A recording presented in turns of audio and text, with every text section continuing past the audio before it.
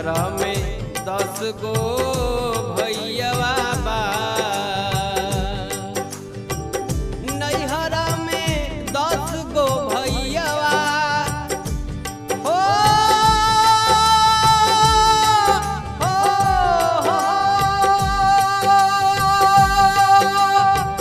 नैहर में 10 गो भैयावा आ 10 गो भौजिया बाड़िए राम। नैहर में 10 गो भैयावा आ 10 गो भौजिया बाड़िए राम। तब ना मनवा जोर लागे, तब ना मनवा जोर लागे, एक ही सजना